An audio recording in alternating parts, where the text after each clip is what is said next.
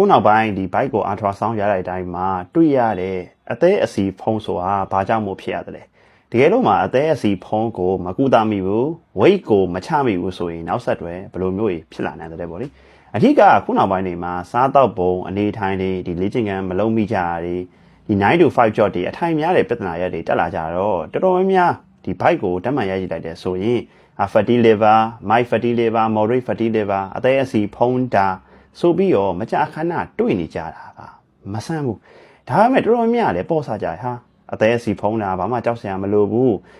အနေထိုင်စားတော့လေးဆင်ကျင်လိုက်တယ်ဆိုရင် weight မကျသွားရင်တောင်မှသူ့အနေနဲ့သူပြန်ကောင်းသွားမှာပဲဆိုပြီးတော့အယူအဆလွဲမှားတာတွေ့ကြတယ်တကယ်လို့မှအသေးအစီဖုံးတွေကိုကျွန်တော်ကသိချာမကူတာမှုမခံယူမိဘူး weight ကိုမချမိဘူးစားတော့ပုံလေးလေ့ကျင့်ခန်းတွေလိုက်မလာမိဘူးဆိုရင်နောက်ဆက်တွဲမှာဒီအသေးကမာလာတယ်အသေးမာလာကြီးတော်တော်ဆိုးပြီးအသေးမှာအမာရွတ်တွေဖြစ်တယ်နောက်ဆုံးမှာအသေးခြောက်သွားတယ်ဆိုပြီးတော့တွေ့ကြရတယ်ဖြစ်တယ်ပေါ့နိနောက်ပိုင်းတွေမှာအရင်တော့ဆိုရင်ဒီအသေးခြောက်ဆိုရင်တော့ဘီဘိုးတွေစီဘိုးတွေ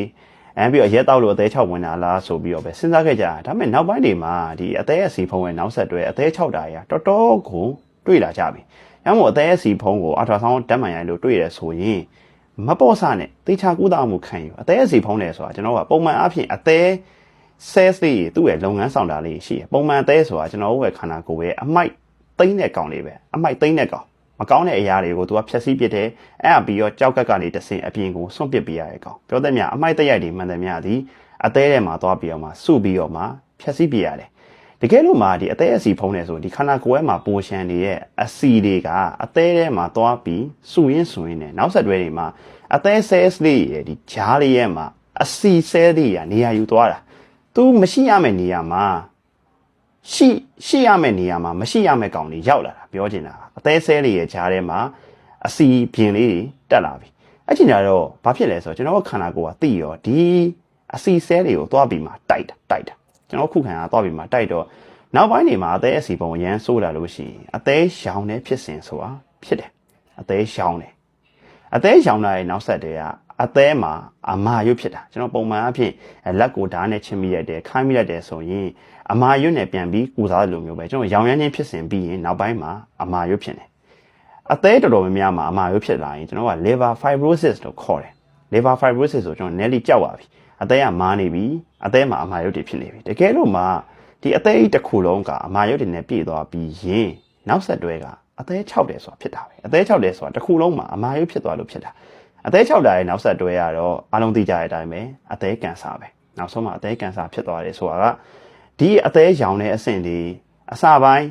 အသေးမှာအစီဖုံးတာတွေကိုကျွန်တော်ကပြစ်ထားမိတော့ကိုဖြစ်တာ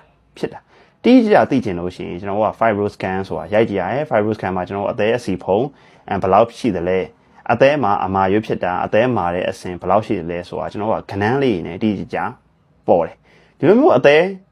အစီဖုံးတာကိုတွေ့လို့ရှိရင်ကျွန်တော်ကအဓိကအနေထိုင်စားတော့တွေလိုက်ပြီးမှပြင်ရမယ်စီကြောစားတွေတန်းတန်းများရှောင်ပြီးမှစားရမယ်အချိုရည်တွေအချိုမုန့်တွေဒီကယ်ရီများစေရဲ့စားတော့တွေကိုလိုက်ပြီးမှရှောင်ရမယ်နောက်တစ်ခုကလေ့ကျင့်ခန်းပေါ့လေကျွန်တော်ကလမ်းပုံမှန်ရှောင်ရမယ်ကြော်သားလေ့ကျင့်ခန်းနေခြင်းဆိုရမျိုးကြီးလုပ်ပြီးမှအသေးအစီဖုံးတာကိုရအောင်ချရမယ်တကယ်လို့မှဒီလိုမျိုးစူးစမ်းပါရဲ့နဲ့3လနေလို့မှအသေးအစီဖုံးမှာကြာမသွားဘူးပို့ပြီးမှဆိုးလာတယ်ဘိုက်ခောက်ကြီးကလည်းကြာမသွားဘူးဆိုရင် weight ကလည်းကြာမသွားဘူးဆိုရင်ကျွန်တော်ကခုနောက်ပိုင်းမှာထွက်တယ်ဒီပိန်ဆေးတွေပေါ့လေ GLP-1 ဆိုပြီးနာမည်ကြီးကြတဲ့ဒီ semaglutide တွေဒါဆေးပက်တိုက်တွေကိုစဉ်းစားလို့ရတယ်အဓိကကတော့ဘလို့နီးနေပဲချ weight ကိုရအောင်ချပါ